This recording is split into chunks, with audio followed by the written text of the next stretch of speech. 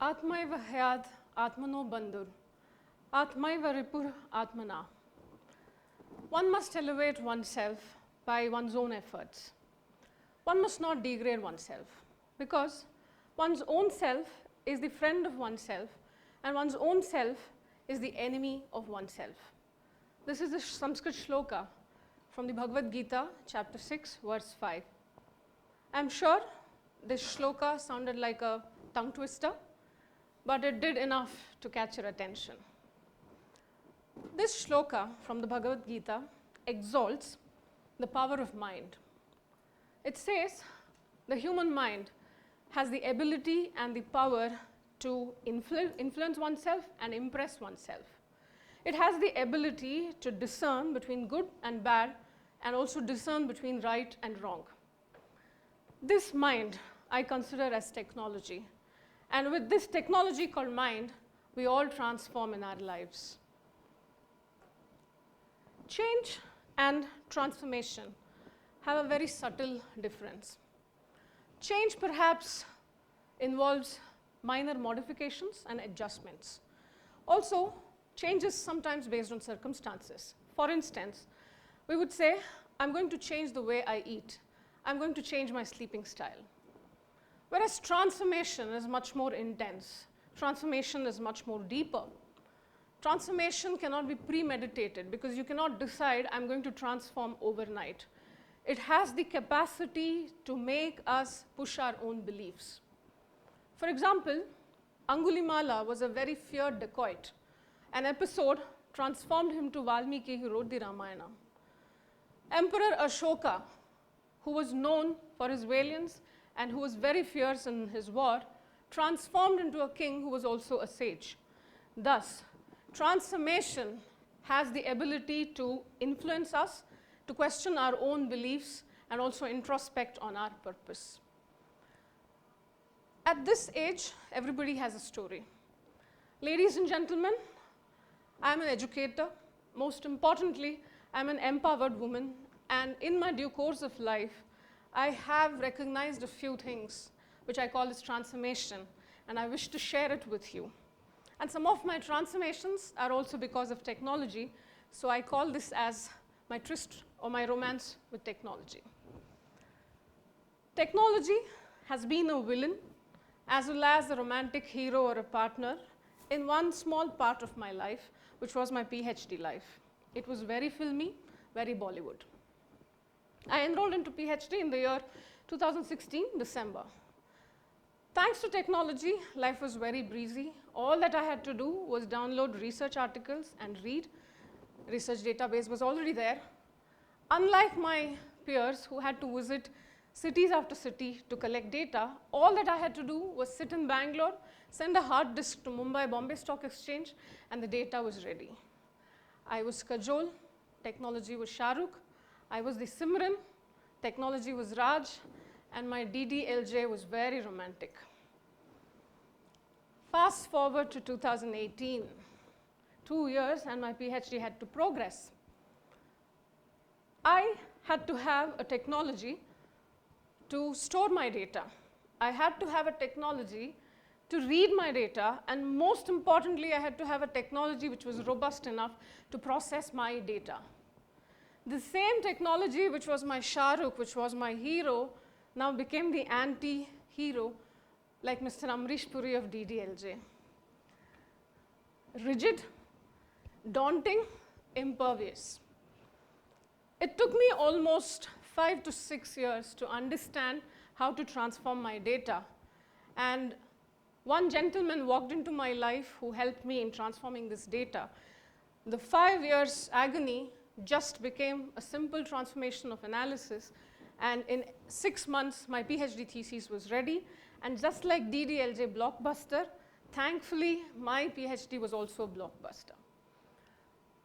The same Amrish Puri, who was formidable, transformed and said, "Ja Simran ja, ji le apni zindagi." And here I am, the Simran, who's living happily ever after.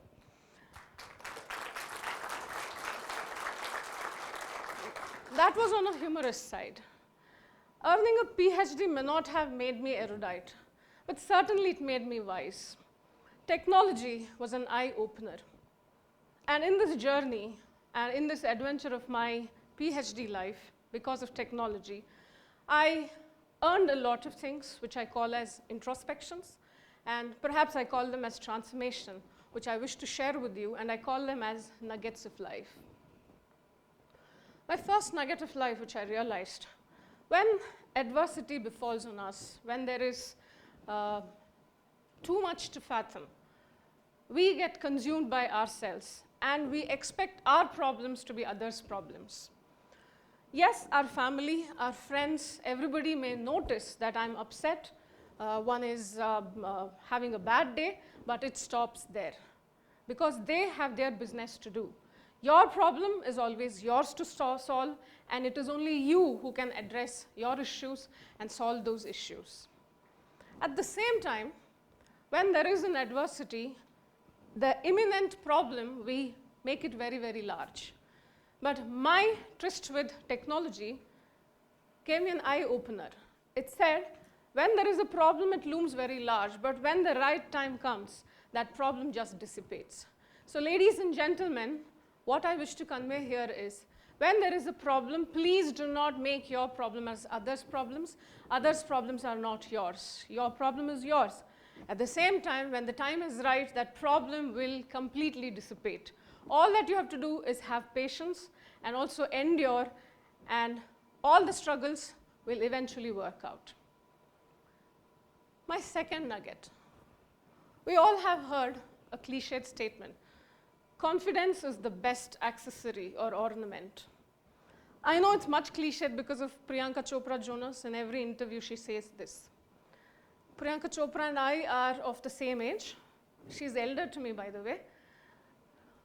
Yes, we both women have probably understood the importance of confidence at the same stage and age of life. I do agree, confidence is the best ornament or accessory one can wear, and I hope Priyanka Chopra is listening, and I am sure she is. Confidence mixed, fused with humility and modesty is a jewelry which is very, very valuable, which nobody can take away from you, nobody can steal it from you. My PhD journey completely humbled me. I had the confidence in me about my topic, my area, etc. But the technology, which here was the Python programming, I did not have any wherewithals to understand how to transform my data. But the confidence to admit that I did not know what to do, the whole world opened up, because there were so many good Samaritans who were willing to help me in my journey. Have you seen a coconut tree? My father once asked, when I bitterly failed in a bet. The coconut tree, as it grows stronger and as it grows taller, it bows or it bends. This is exactly how confidence fused with humility and modesty will transform or will make the aura of an individual brighter. When confidence is mixed with ego, it's called as arrogance. Ladies and gentlemen, please understand one thing. Nobody in this world will ever have the audacity to talk to you rudely if you come across as a humble person and confident, because you take away the power from them, because your humility shines, your confidence shines, and you have nothing to lose. My third nugget of life. I am perhaps from that generation which has seen the era of without internet as well as with internet. I've also seen the thrill and experienced the adventure of exchanging love letters, waiting for the person's reply the next day, having butterflies in your stomach. But unfortunately today, just professing love on WhatsApp perhaps, you'll get a reply in a split second. It has taken away all the romance in it. COVID-19, in fact, exacerbated the situation. Yes, COVID-19 brought lots of economies onto its knees. It was the harbinger of change. Education industry was at the cusp of change. I'm an educator since the last 16 years. And for me and for some of my colleagues, work from home was a very vague idea. For me, my imagination of work from home was I open the laptop in the kitchen, chop onions, fry rava, and make upma while I teach. But when online classes started, that was a wake-up call to most of us.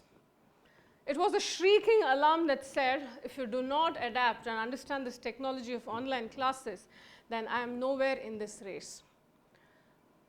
Teaching in the offline class had somewhere become very, very comforting to most of us. Classes were the comfort zones for teachers, and somewhere a smug feeling that I was an effective teacher was almost creeping in. But the first day of online class was a circus. Mute, unmute, am I visible, am I audible, voices breaking, adventures and misadventures. In all this, a question to reflect was I still an effective teacher in an online class? The illusion that I was an effective teacher completely effaced. So that's when it struck to me, I have to be effective offline or online no matter what. So therefore, I had to understand technology, struggle really hard and strive. Only then I could adapt. We've all heard saying, curiosity killed the cat. I wish to say complacency killed the cat. I have seen many senior colleagues of mine who are very, very experienced slowly and silently withdraw from the race of teaching because technology crippled them and they could not adapt. So all of you, if you want to be out there and make a change, you need to adapt. And especially when technology is engulfing us so rapidly, we do not have an option. If you do not adapt and do not change and do not transform, then you're completely blotted out. In this maddening, deafening technology and social media, one thing that we are often forgetting is the power of silence. Not every comment requires your reply. Not every status update requires your reply. The power of silence has the ability to create the loudest noise. I know it sounds very contradicting. The power of silence has the ability to create the loudest noise. In this world, when somebody is screeching and screaming, the whole world is deaf. Nobody wants to listen to you when you're shouting. But the same deaf world can listen to you when you're silent. Silence actually gives us the power to marinate our thoughts. Also, it opens up spaces to listen. People have a lot to say, a lot of things to introspect. In this deafening technological world, we need to take some time to actually think and understand the power of silence. I started my journey thinking, I know something. But today I stand before you thinking, I know nothing, nothing at all. Herbert Simon, the famous scientist who did decision-making theory, observed, we have wealth of information, but poverty of attention. We have wealth of information, but poverty of attention. In this engulfing technological world, technology has done enough for us, and it's creating a lot of context and circumstances. But what are we doing to ourselves? It's high time that we started thinking, and it's high time that we started liking ourselves. Before I leave the stage, I have a few questions for you to ponder. In this world of technological revolution, what is it that you want to be known for? How are you going to harness this power of technology to transform yourself and also create an effective transformation for others? I'm grateful for your patient listening. Thank you very much.